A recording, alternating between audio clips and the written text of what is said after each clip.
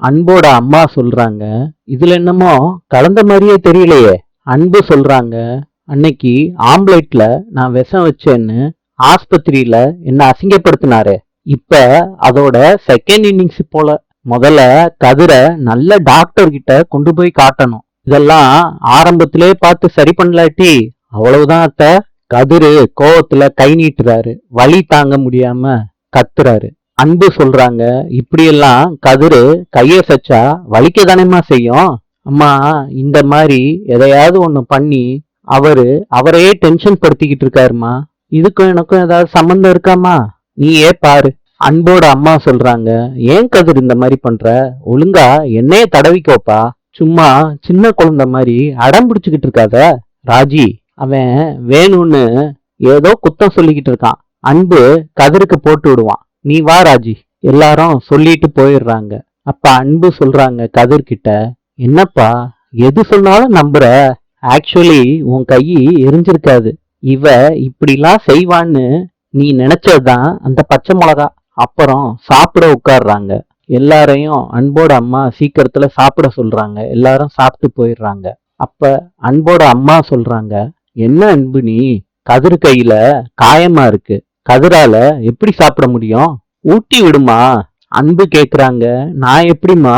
அன்பு, உன் புருஷனுக்கு நீ ஊட்டாம யாரு ஊட்டுவா? கதிரு சொல்றாரு, அத்தை பசி உயிர் போகுது அத்தை. பாருமா அன்பு, பசிக்குதுன்னு சொல்றாரு, ஊட்டி விடுமா.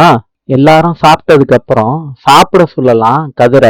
நீயும் ஊட்டி விட நேரம் கரெக்டா இருக்கும்னு தான் நான் எல்லாரையும் சீக்கிரத்துல சாப்பிட சொன்னேன்.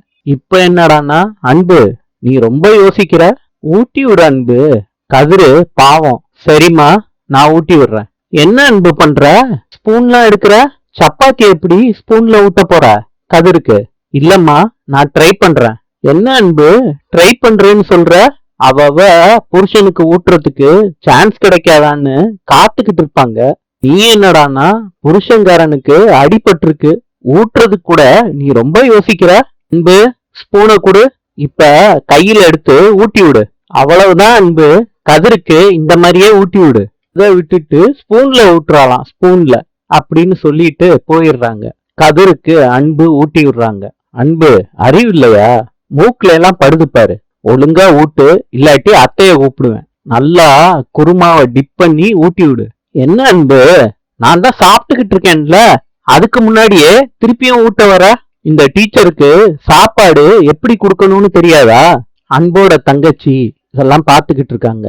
இதுதான் அன்போட பிளானா இருக்கும் போல இருக்கு அப்படின்னு சிரிச்சுக்கிட்டு ரசிச்சுக்கிட்டு இருக்காங்க. சேரன் கொடை புடிச்சுக்கிட்டு வெளியே நிக்கிறாரு.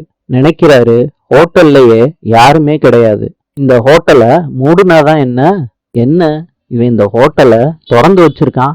ஐயோ, மழை இன்னும் பெருசா பெய்யும் போல இருக்கே. ஹோட்டலோட கேஷியரு சேரனை துரு துருன்னு பாக்குறாரு. அனுபமா ஹோட்டல்ல இருக்க டேபிள தொடச்சுக்கிட்டு இருக்காங்க. அப்படியே வெளியவும் பார்த்துக்கிட்டு இருக்காங்க. ஹோட்டலோட கேஷியரு சேரனையும் பாக்குறாங்க, அனுபமாவையும் பாக்குறாங்க. ஹோட்டல் கேஷியரு அனுபமா கிட்ட சொல்றாங்க, மழை கொஞ்சம் இப்ப கம்மியா இருக்குமா, மழை பெருசா பெய்யறதுக்குள்ள வீட்டுக்கு போயிருமா. சரின்னு சொல்லிட்டு அனுபமா கிளம்புறாங்க. சேரன் வெயிட் பண்ணிக்கிட்டு இருக்கத பாக்குறாங்க வெளியே. நாளை சந்திப்போம்.